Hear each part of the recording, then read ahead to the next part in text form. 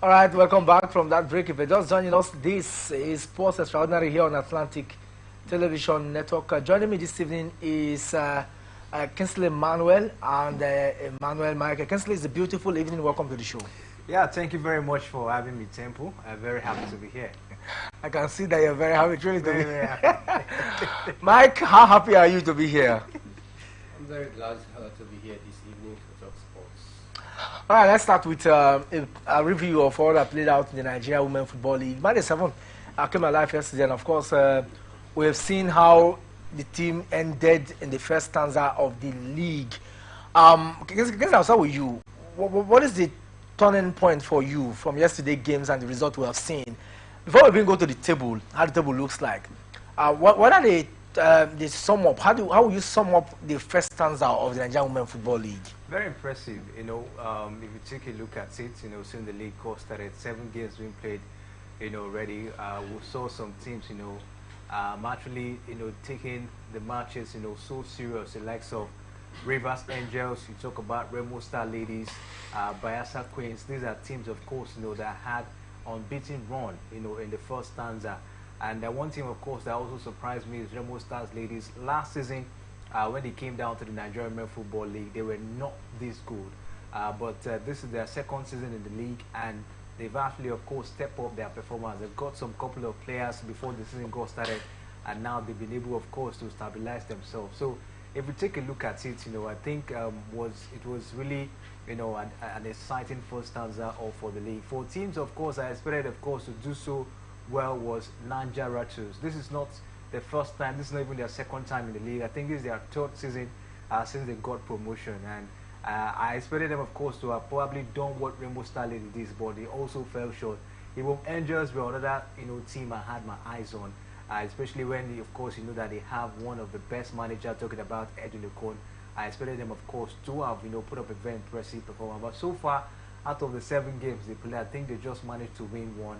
And if you ask me, that's a very poor performance. And going down to the second stanza, if they don't step up their game, it might be a very difficult one for Edwin Okon, of course, and the girls. So for me, I think what really stood out for me in the first stanza is the unbeaten run some of the teams maintain. Teams like Rivers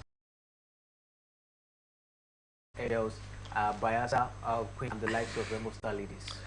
Yesterday, the last game of the first half of the season, we saw 27 goals scored just yesterday. 6 of those goals came from the Adokia Mesimaka Stadium, where we saw Adamawa, Queen losing to the home side, Rivers Angels.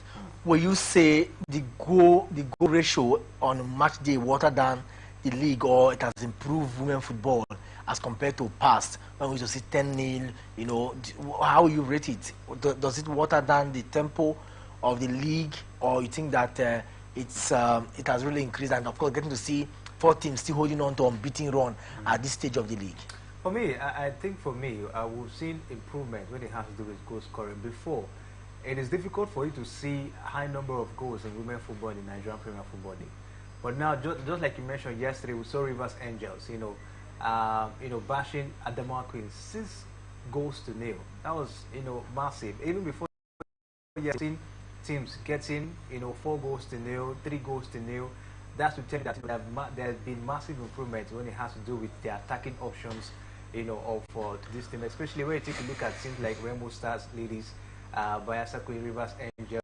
We've seen players that have churned out high number of goals so far. So for me, I think in terms of goal scoring, there have been massive improvements in the attacking options for this team. I think for me is a good way to go. Not to, of course, when you tend to play a game and then you only have 1 goal. Sometimes you don't even see a goal. That shows that, of course, the team are not putting enough. The attackers are not doing so well. But this time around, I think in terms of performance, especially for the attacking option, I think the attackers have really done so well, especially in the first stanza of the season. All right, okay, Michael, let me bring you in on this now. I mean, let's take a look at the visibility of the league, and let's take a look at the officiating, and let's take a look at other factors, that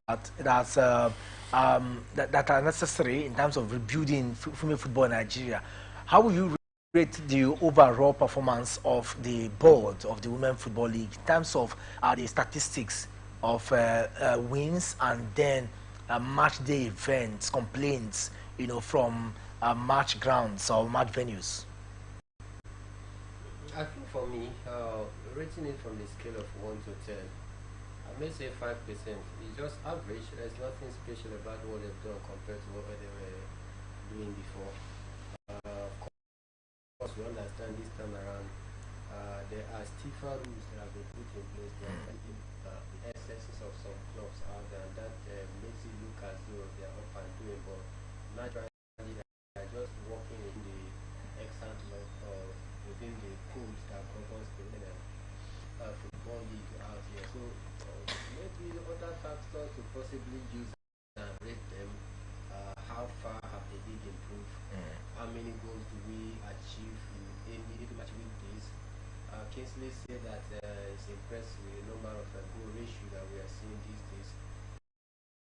Which for me, I take a different opinion because going by statistics. Because if I compare and contrast when the likes of the Perpetual and One Culture were playing then versus Angels, they scored 15 goals to nil, 10 goals. And that is where I was coming that I said I differ from what Kingsley said earlier. In time past, there's lots of goals have been scored in the women football league, and the reason is very simple. Some of the teams that took an early step, more like the foreigners, like Rivers Angels. Exactly, Rivers Angels, Edo Queen. They gathered some of the best leg in the country then, and that makes it very easy when they come up against teams that are just coming up. Was the total whitewash? There you see 7 goals together, 8 goals, as much as 10 goals. So, but now a little bit of improvement in terms of technology, in terms of skills, in terms of learning a new trade of football. People are more wiser. Now you can go to YouTube, watch some of clips of Mata and your favorite players out there. It makes it very simple for you to defend against other teams that are high scoring side, because now it is more professional. You have so many tools for you to learn from, and that's very difficult for a team to conceive as much as 9 goals, 8 goals, 10 goals. Like we've seen 12 goals being scored in the Nigerian women football league, especially at the first third stanza, when the women football league gets started. So for now, I think there's a bit of quality, there's a bit of improvement. Why? Because every team is improving. We're talking about Remo Stars ladies these days. They are barely 2 years old, but yet they are proving a hard nut to crack for some of the traditional or conventional teams like Rivers Angels, Delta Queens, Edo Queens. You find it difficult to beat teams that were just formed 2 years ago. But in the past, they will concede basket full of goals. Why? Because there were less experienced players in that squad. So for me, I think we've seen a whole level of improvement in terms of the Nigerian women football league. Sorry, I just want to take a look at something. So are you saying that the goal ratio is higher then compared to now? That's what I'm saying. We're talking about is the goal ratio this 4 stanza, is there an improvement of what we've seen? Because that's the question you were asking. Yeah, and that's what I'm saying. And as compared to past, because I know that we used to get more goals, and that's why he gave the reason that you can't compare the way football was played then to now. There's a massive improvement. No, we understand that, but that ordinarily that shouldn't stop. That should not be impeded. In English Premier League, we still see home teams traveling away from home. It has been there over the years. So even the instant laws, the VARs, and the new technologies have not stopped the fact that home teams can go away from one, win games, flog you very well. No, we're talking about number of goals being scored. Yes, now like yesterday, now we saw 27 goals. So I'm asking that. Obviously, it has dropped, and that's what Michael said. It has dropped compared to the past. Yes, is that drop because of the improvements in the quality of football? And that is what I'm saying. Strikers, if a team is being able to churn out 6 goals, 27 goals in a total match day, you could say it's improvements. Yes, in terms of the league structure, it is. But as compared to past, there's, like you guys have agreed on, is totally an improvement from what we used to get then. But away from that, I also think that the MPFA board, now that the league is on break now, that should be something they should be doing, isn't it? They should also go on break. You spoke with the media officer, on our sister's channel earlier, and I was thinking that maybe you get to ask her what will the clubs be doing now? Go rest. What will the operating body be doing now? Go rest. because are there loopholes that we can look at to say, okay, well, this is what they should be doing to see how far when they come back for the second stanza, they should look at it. Yes, for me, I think for the clubs have no much time to rest. They just have about 19th of May coming back. 19th of March. March rather. Yes, 19th of March. So they have about, let's say, 3 weeks, to resumption. So they don't have enough time to rest. If a team is going to rest now, that means they're going to do themselves, bad coming down to the second stanza. Others will go into training, also maybe rest as well. They have to evaluate their performance, in the first stanza, go back to the drawing board and see how they can be able to rejuvenate themselves, the performance of the players, on the pitch of play.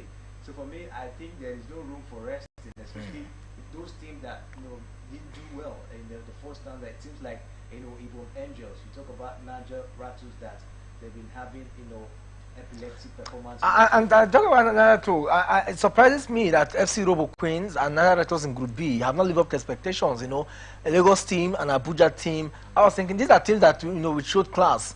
Just like we talk about Remo Stars today, they are teams that showed class previous years. But okay, that's what we get to see, in some of those things. But away from that, let's talk about the FA Cup.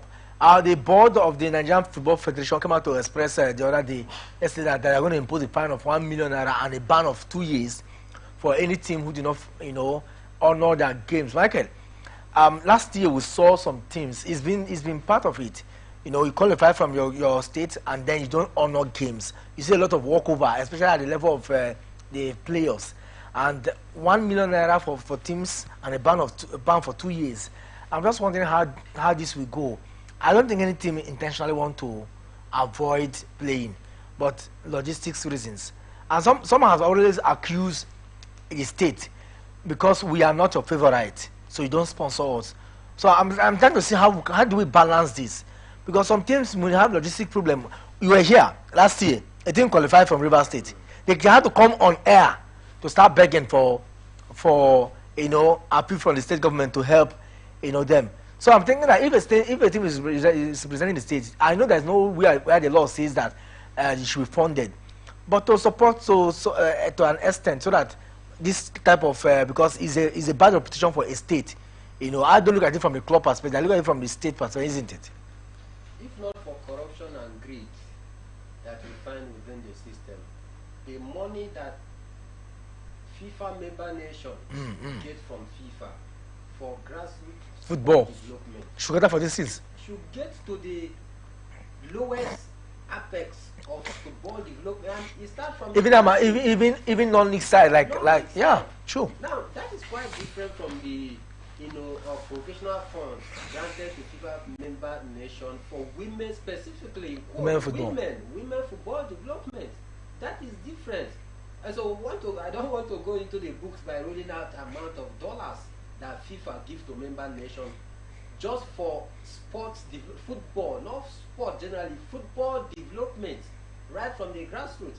So if the NFF cannot dip hand from these FIFA funds to help some of these clubs that is actually trying to grow to get to the point where they can easily at least take off the burden of financial responsibility of logistics to help them honor their Federation's Cup. Do the money even get to clubs, established clubs, right? Rivers United, Aqua United? Just name some of these top NPFL clubs. How much goes to them coming from the pockets of the NFF to say, okay, this is part of the FIFA grants. It's meant for football development. We are giving you so amount to help you prepare for the season. Also, like I said, if not for greed, I think some of these relatively unknown clubs would start fighting tooth and nail, possibly because of one or two individuals that are passionate about the development of the game. They decide to gather young clubs of individual talented players together and say, okay, let us go and see what we can do. So for me, it behoves on the shoulder of NFF to actually grant some or release some funds for some of these clubs to help them grow. Let's go back to the EFL. From what Michael just enumerated, let's go to the EFL and see how things are done. The English league has, 4 lower leagues. Even the Scottish league Some of them play the Donchesters of this world. They are part of the FA Cup, they are part of the Carling Cup. I mean the playoffs. So I'm thinking how they funded. Because the implication of what NFF has rolled out is about funding. No club qualifies and say I don't want to go and honor my games, and say okay, you use this to prepare yourself and come. Because let's even leave the broadcast money as it's done in England, so that we don't because they may say okay, it's our own, Let's leave it. But for you to have qualified, I'm just thinking, shouldn't that be a pause where these things can be easily done so that everything can get to watch good football? You know, there's always a way out of any problem, of any situation. You know, if we cannot meet up, you know, with the standard of England in terms of using the broadcast rights fee, you know, to fund teams, then there should be a means. The NFF should be able to devise a means. If probably we don't have that strong broadcasting, if we don't really know where this money is going. If you talk about even the teams in the MPFL, normally when you sign a broadcast deal, the teams in the league are supposed to have a huge amount of money. The money is supposed to go to this team, but we've never had that happen. In the MPFL. No, to exonerate them of that claim. You know, we hosted Bengali Belay, you know, earlier this year, was it this year? And he said something very striking. He said that those money are pushed into the account of the NFF. Do a separate account created for clubs. So that money is given to them at the end of the season. So that if there are fines, they deduct a source. I'm sure. I think I asked that question very tricky there. So they deduct a source. So at the end of the season, whatever remains for you, they disburse. You know, maybe. The thing is, I think if maybe we cannot go in that same direction the way England does it, I think the NFF, of course, should be able to devise a means whereby, you know, some of these teams, you know, that qualify, that do not have that financial power, could be able to go attend, you know, matches. Don't forget, the first stage is within the states. Now, the second stage, now you're going out of your state to honor a game, and it takes a lot of resources. Some teams will be going all the way to the northern state. It takes a lot of resources. So for me, I think the NFL should look for a means whereby, you know, these teams can be. It can be maybe they can actually use the FIFA project means, you know, the funds that come from FIFA, channel it down. This is a way you develop grassroots football. This is the only way you can develop this grassroots football we're talking about. I spoke to someone about this yesterday, and the person said it's our priority. And I asked, what do you mean by priority? He said the NFF have their priorities. No. So I have to disagree again. So that's the issue. Nothing like priority here. If we talk about priority, maybe okay, let's say they are prioritizing the development of the national team, maybe more like the Super Eagles or Super Falcons. That would be a different case. We say okay, we are prioritizing all attention to the development of the senior male and female team. But how far have we gone in terms of the development of the senior male and female team? You and I were here in the studio some time ago during the African Cup of Nations qualification preparation. Even the last one we saw how there were complaints about paucity of funds to even organize grade A friendly games that could have been able to put our players in shape ahead of those games. I mean, there is nothing like I keep saying, if not for corruption and greed, I think we should have gone far. Africa as a continent should have been able to get to the final of a World Cup event. We are celebrating Morocco that they went to the semi-final, all of that, courtesy of the deliberate and intentional approach of the Moroccan authority towards sports development. A 10 years plan that they put up, you know, and they are running with it today. They are gradually churning out results. Like I pointed out earlier, FIFA, their member nation get as much as $8 billion every year. Yeah, annually. 8 billion. Now we talk about member nation. Only one member nation get as much as 6 million naira per 4-year cycle. Now if you divide that 6 million into dollars, 6 million into 4 years cycle, you are getting about $1.5 million per year. So how has this money been utilized for the purpose to which it was meant for, which is grassroots sport development? I'm not talking about the regional grants to that FIFA give to member nations. I mean, there are regional grants that FIFA, West Africa. Yes, It does. That one is quite different from the one that is granted directly to the purse of the member nation federation account. We still have the opportunity to benefit from the FIFA funds that come through the regional government as well. So what have we been using this money for? I'm sure we're going to get the NFF again and live to come and talk about as the preparation, because there are games in the FA Cup, the national playoffs. There are games, and hopefully we'll get the result across to you. Also, there are actions in the Nigeria Premier Football League. Ben Insurance currently playing at the goalless draw with Korodu City, while Rivers United we are winning 1-0 before the rain interrupted against Katsina United at the Adoke Amesimaka Stadium. Let's go on a short break now. When we come back, we'll talk more of the Super Eagles of Nigeria, because something leaky, came out from that side, and we'll talk about it in a jiffy.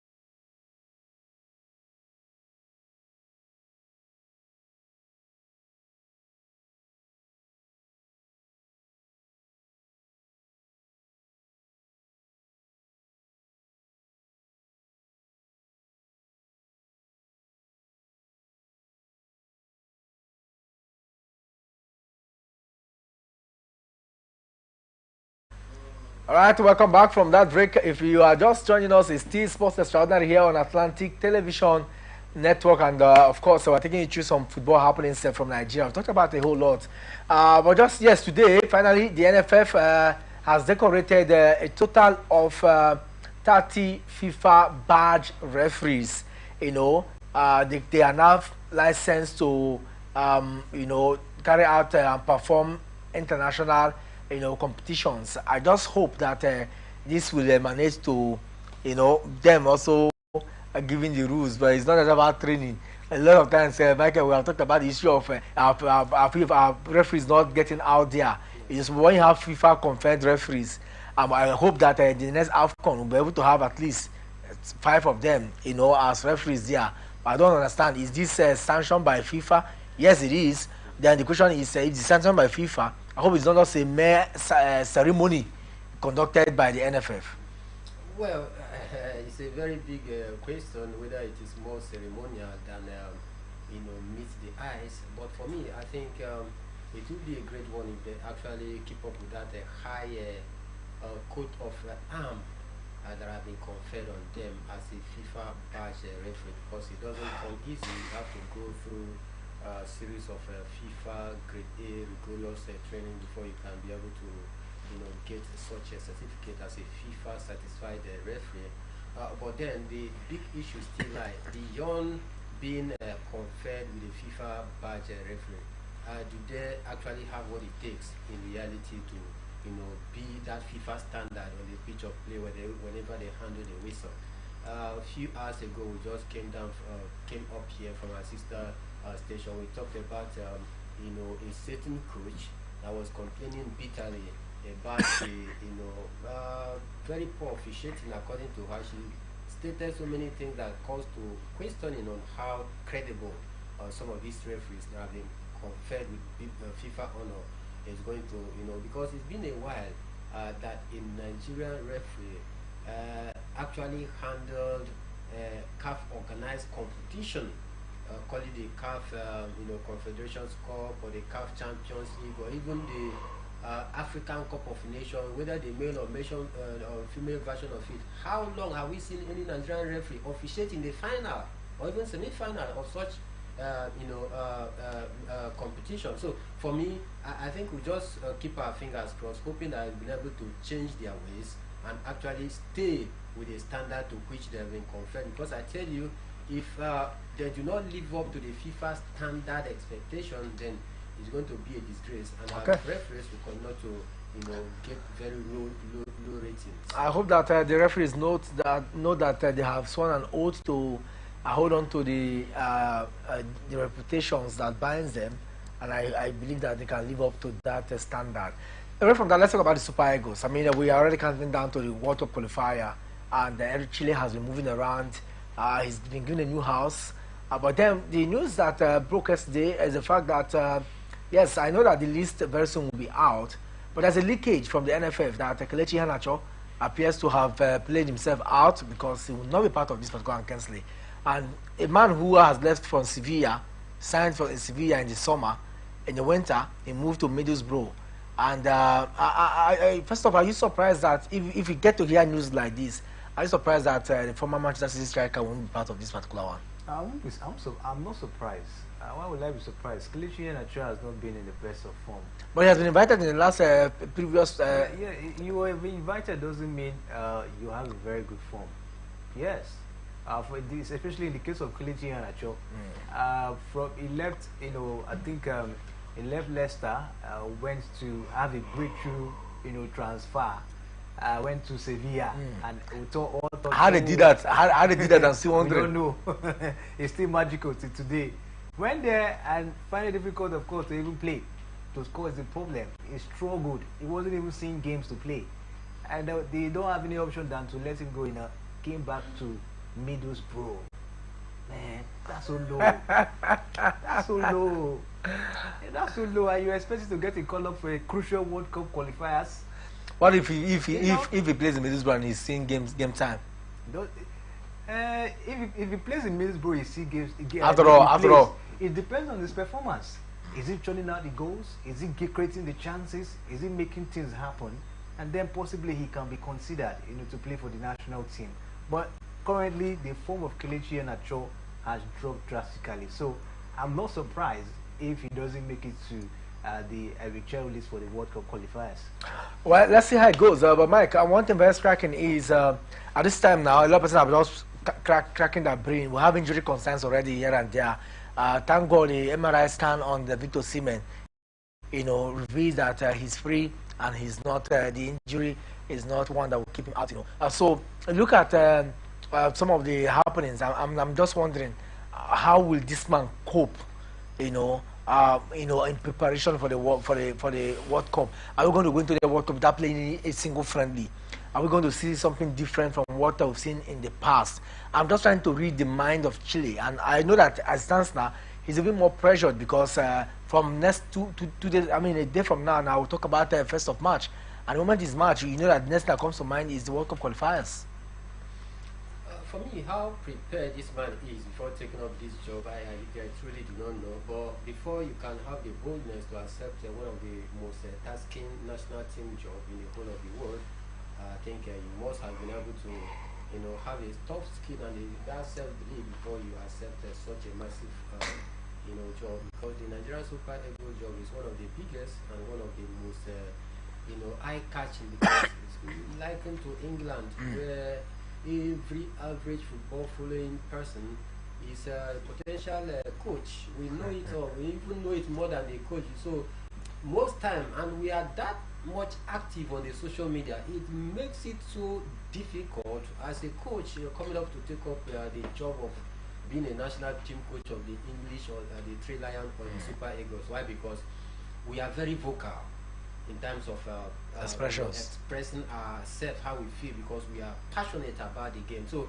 I think before the man should accepted this job, he knows what is at stake, and I don't believe there is any pressure at all, because for me, whether he do qualify us for the World Cup or not, he wouldn't be under any pressure. For me, I'm judging him looking at the situation that we have presently before picking up, the job. So for me, I do not think that the man is under any pressure at all. I just love the way that he's taking it step after step. First, we appointed.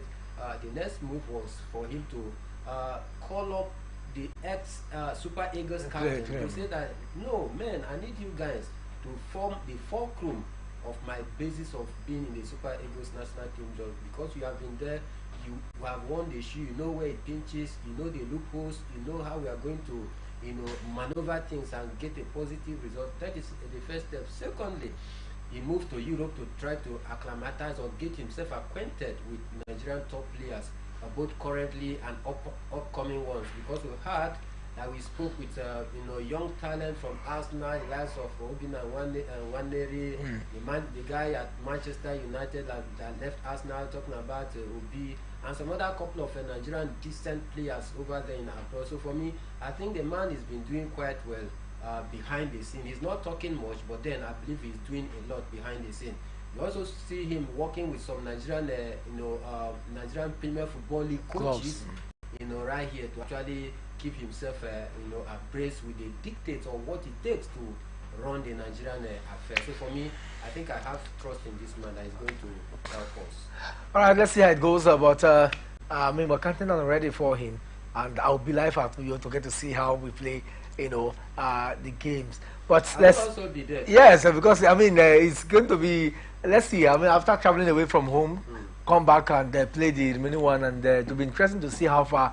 I want to get to see him, in action, so I will know the perspective to take him from. But guys, let's move to Europe now. Let's talk about the title in England. Kesley, Yeah. is it done and dusted after yesterday's game? Is it over at this point? Yeah, I believe it's done and dusted for Arsenal. One will say, oh, they have about 11 games to play, and I talking about that 11 games, you see, have about 30 points, to accrue at the end of the day. But you take a look at the way Arsenal are playing.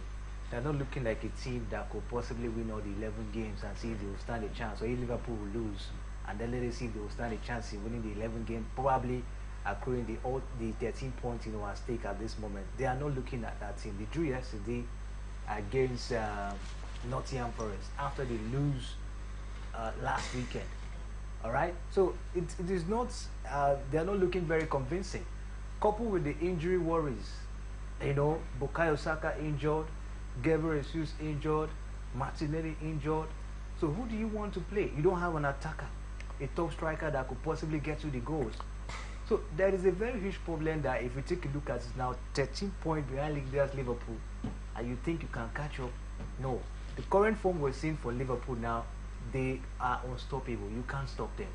Mohamed Salah is flying very high at the moment, and Even if he does not score, he assists. this possibly could be his last season, and he wants to live on the high, and you want him to drop in terms of performance. Even Anslot that's ready to make history, his first season, and is about to win the Premier League. Who knows if he will win the Champions League? And you expect them to slow down for you to come win the league? Not this time. And I think for me, it is done and dusted for Arsenal this season. If Liverpool can ride on a 2-goal lead when they don't have the manager on the touchline, Mike, I'm just wondering, like my Kinston said, is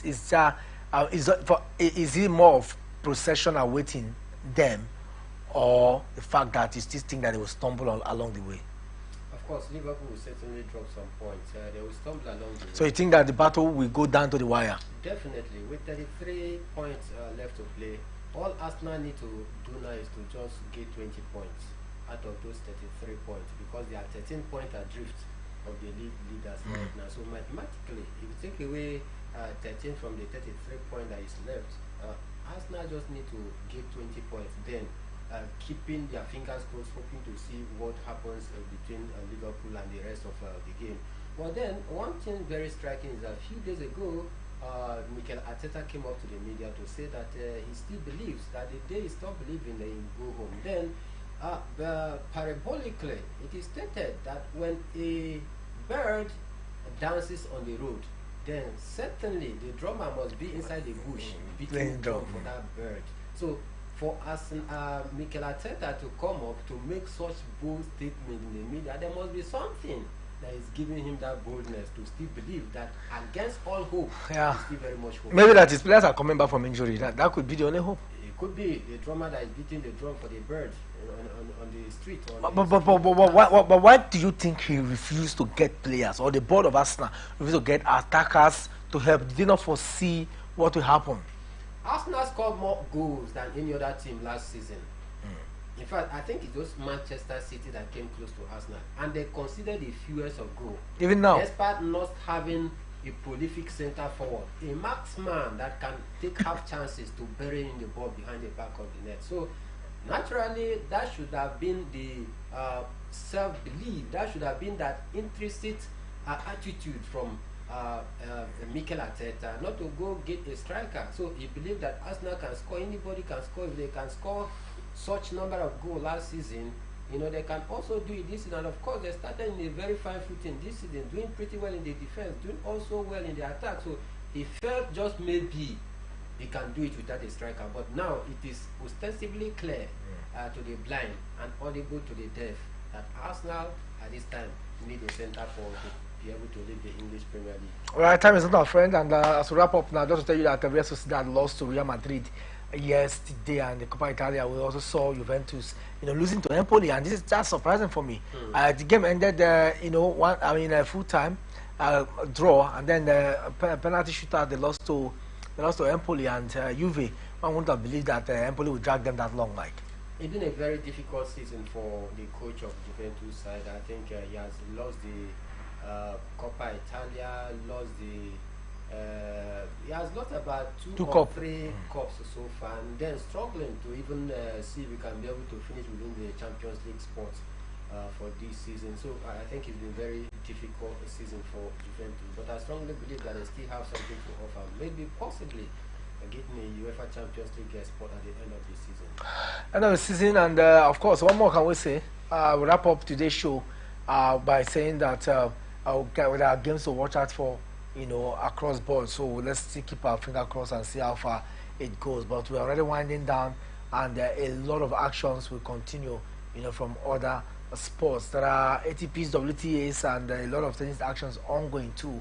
I'm sure when we come back tomorrow, we'll bring you more of that. Many thanks to Kingsley Emmanuel and Emmanuel Michael for being part of the conversation here on Atlantic Television Sports Extraordinary. My name is Ekpo Temple, but we cannot live without telling you that our Sports Extraordinary goes to Lenaten, the young lad who is doing so well, in tennis. Austin had big names like Alexander Zverev, Cameron Norrie, and showing that he can do the needful when it matters. Let's have fun tomorrow when we come back, but stay locked on Atlantic Television Network. Bye-bye.